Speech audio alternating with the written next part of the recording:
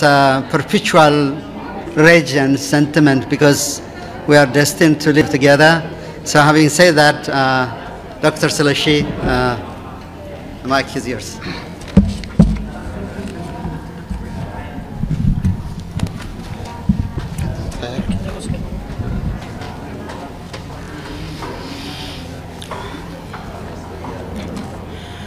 Thank you all very much for your interest.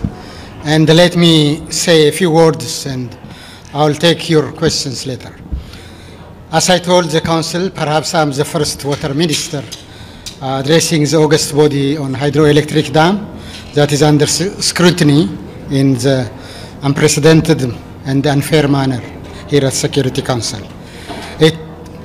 We believe, Ethiopia believes, it is an unfitting use of the time and the resources of the UN Security Council to discuss the Grand Ethiopia Renaissance Dam. Nevertheless, I have voiced the concerns and the just causes of my country, Ethiopia. Let me reiterate that we are dealing here with a hydroelectric dam. We are not building a nuclear plant, which is not the first of its kind in Africa or in the world. The world has many experience on hydroelectric dam. We are building a reservoir to store water that will generate electricity.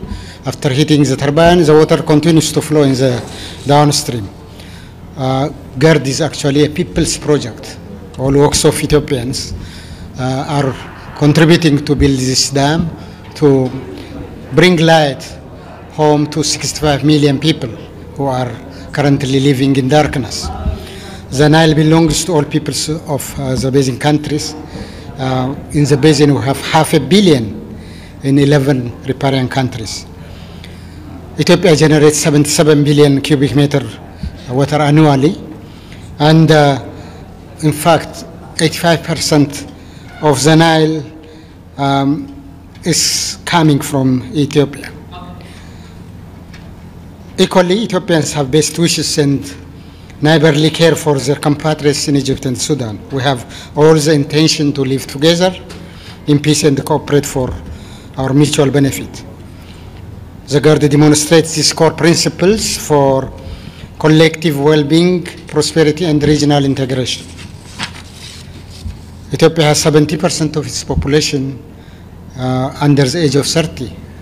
More than 100,000 people are graduate from higher education, and 30 million Ethiopians are in school. It is an imperative, therefore, to cater the growing need for this population.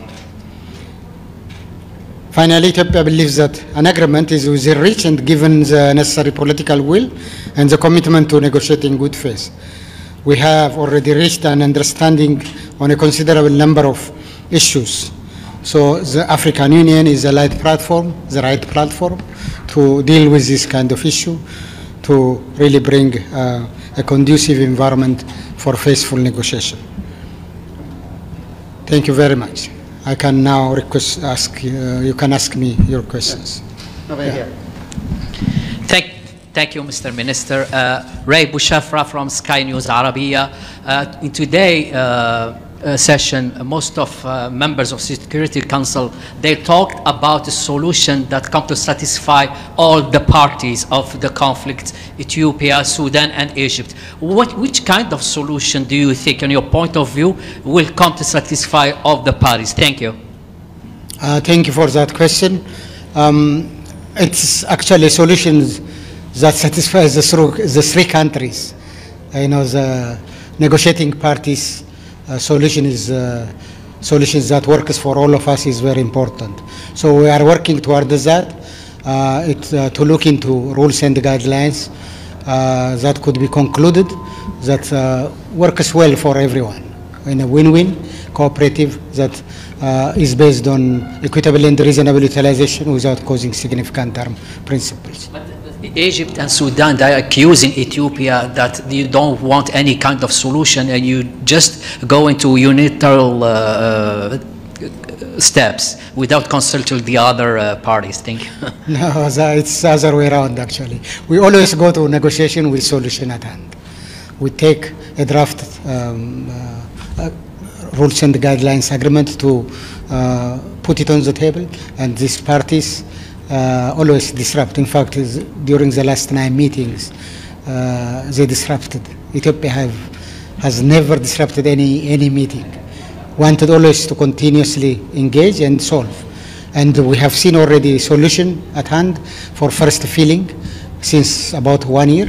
But the parties didn't want to conclude that first filling agreement.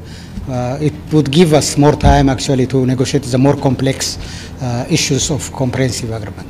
Mr. Minister, Ethiopia said in different statements of Ethiopian officials that this is a matter of sovereignty, and that you also have more plans for more dams on the river in the future.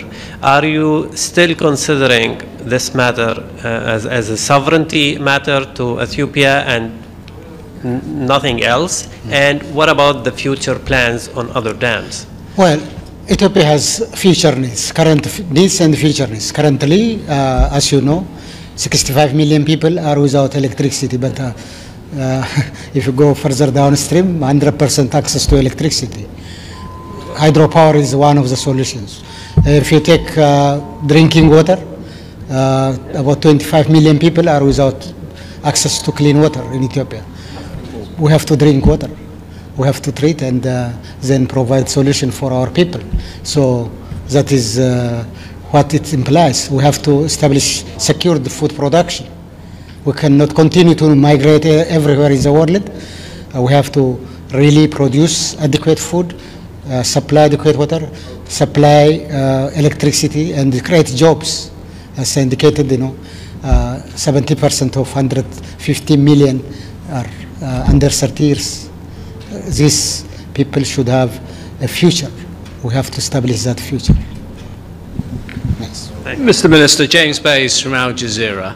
You said in the Council that you felt that an agreement at the AU was something that you could reach.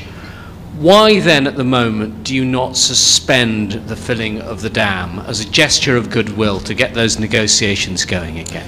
Thank you for raising that question. I know currently all dams in the Nile Basin are filling. The reason being, it's a rainy season, July, August, and September. Bountiful water.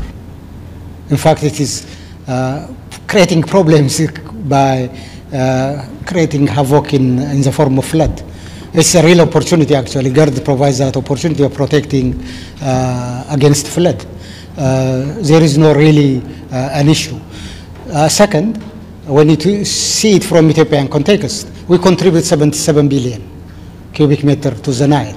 It's only fair to take 13.5 to fill our dam. We are not building African white elephant, not to fill the dam, but actually fill and operate and utilize it. So it's really logical on issues that matter actually about the operation of the dam in future. We have to come to conclusion, how do we handle if drought occurs? Ethiopia stretching its hand, it will utilize some of its reserve storage actually to help downstream countries so that they will not be harmed by extreme droughts. As long as water is in the reservoir of above certain quantity, we cooperate. That is the way to go actually. Not prevent Ethiopia's investment from meager resource we have at hand, contribution of all poor people in Ethiopia working around the dam to realize the opportunity. So it doesn't harm anybody, believe me. It's also the right of Ethiopia because we contribute 77, taking 13.5 is not a real issue. It is well within the limit of Ethiopia's equitable share.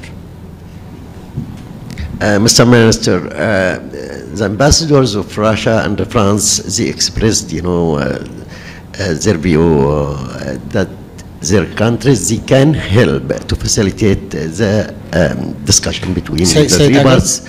Yeah, Russia and France in the Security Council, they expressed that their countries, they are willing to help to close the gap between the three parts. What's your comment on? We don't have problem. Anybody can come with solution and advise any country. individually or collectively. We don't have with this kind of support coming from our partners. But we are negotiating in actual negotiation. We are handling the issue in a rule-based, according to the declaration of principle, in a faithful manner, in non-aggressive way. So we are moving forward. The world has a lot of experience. We are not building the first dam in the world. Europe has thousands of dams. US, Africa has very good experience and best practices in managing river basins like Niger, Limpopo, Zambezi, Senegal. We can draw experience from those rivers and live in peaceful manner so that we can develop rule-based policy. Abdullah Imasi from Al Hurra. My question is, what are Ethiopia's options if Egypt and Sudan insist on making the issue before the upcoming Security Council sessions? Say it again, please. Can you repeat? What are Ethiopia's options if Egypt insists and Sudan insists on making the issue in front of the Security Council? In the next Security Council sessions? is not a place for this kind of negotiation. As I explained, it's the first case, the water resource development case.